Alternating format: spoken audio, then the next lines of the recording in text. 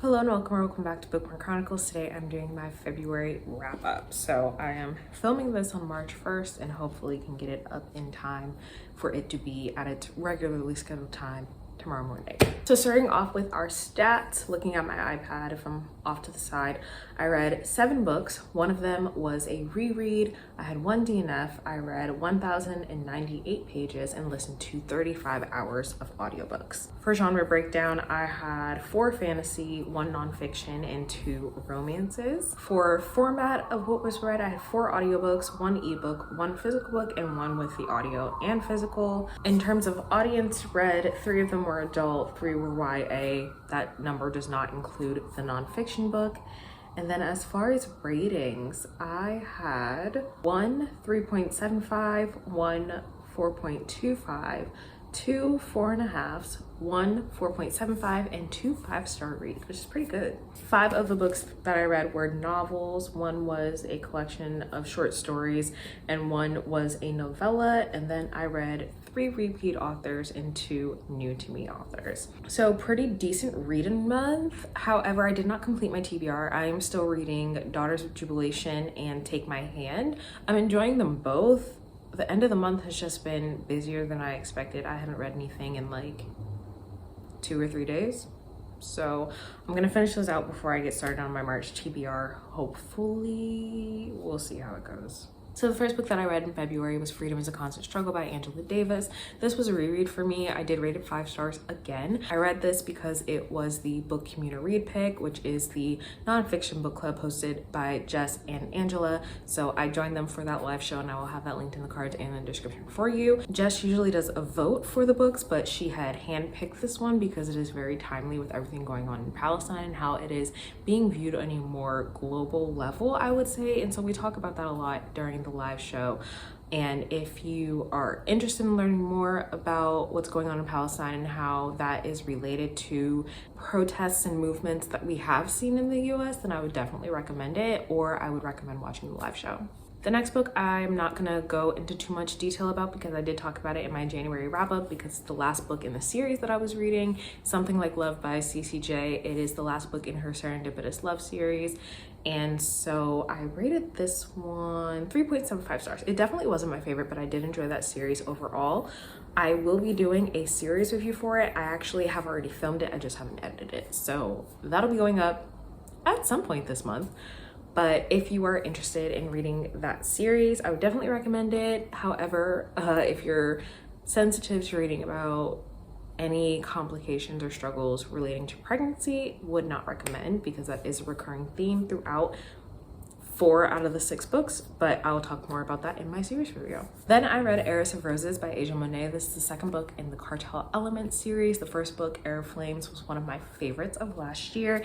And this one we're following Lexi. She is the twin sister of the male main character in the 1st book, and she is in an arranged marriage to the heir of a rival cartel who's also her older brother's ex-best friend. Luckily for me, the author sent me an arc. I don't know if you can see, but I tabbed it up, I annotated it, and I had such a fun time.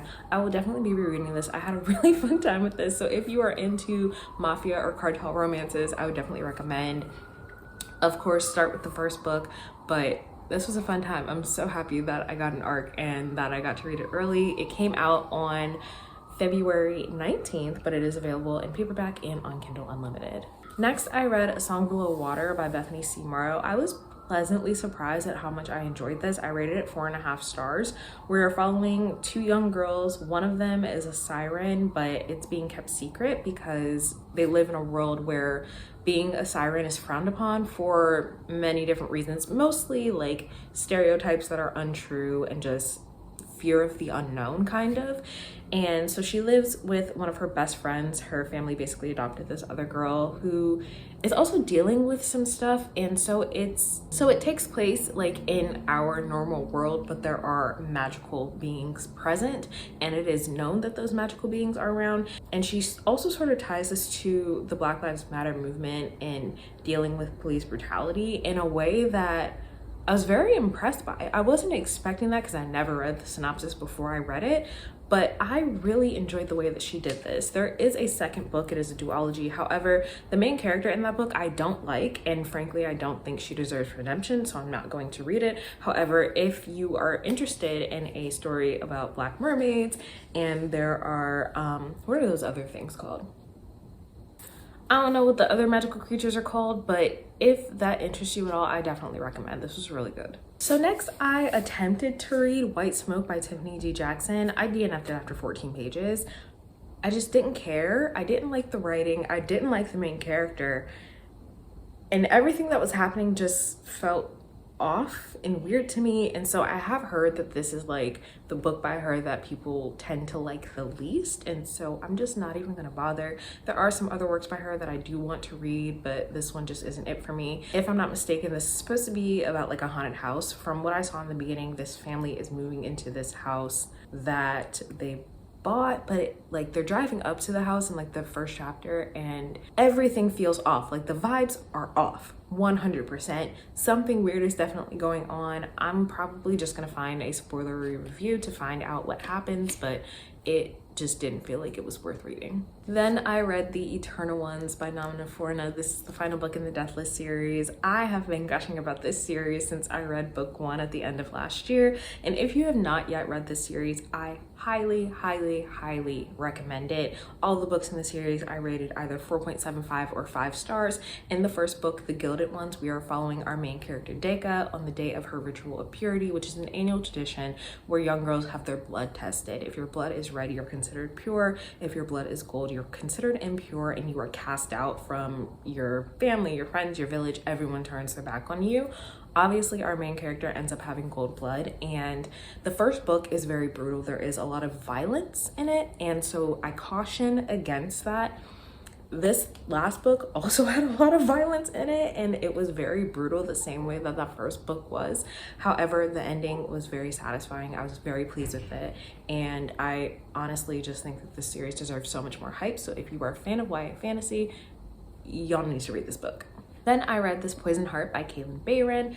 In this, we are following Briseis. She and her family own a floral shop, and what no one outside of her family knows is that Briseis has these magical powers where she can pretty much grow anything. She has a special immunity to certain plants. She lives with her mom. She is adopted. However, when her birth mother's sister passes away, she leaves Briseis her estate in her will. And so they drive up to this ridiculously large mansion and she finds an apothecary inside. And so she's learning more about her abilities, about these plants, and about her family history.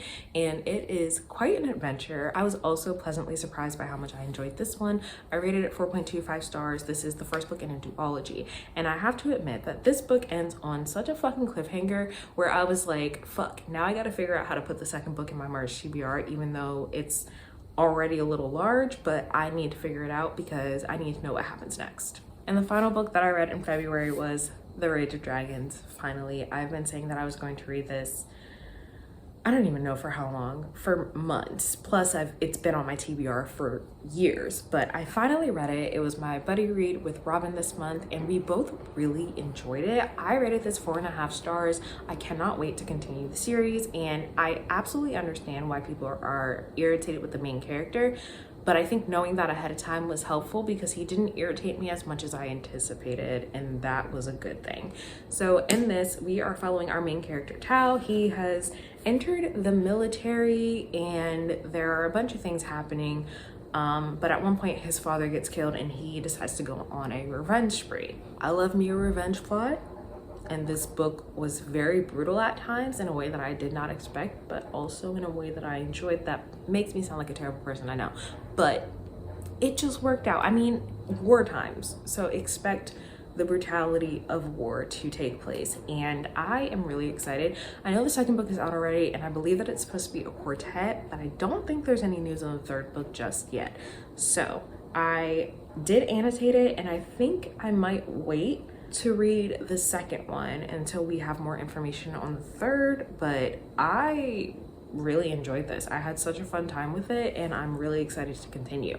However, I feel like someone told me that they didn't like the second book. I can't remember who, and it might have been more than one person, so I'm a little nervous about that. But if you like adult fantasy, training montages, and things like that, I would definitely recommend, because this was really good. So those are all of the books that I read in February. Hopefully I can finish those last two before I start on my March TBR. We'll see how that goes. Let me know if you have read any of these or if they are on your TBR. Otherwise, that's all I have for you today, and I'll see you in the next video.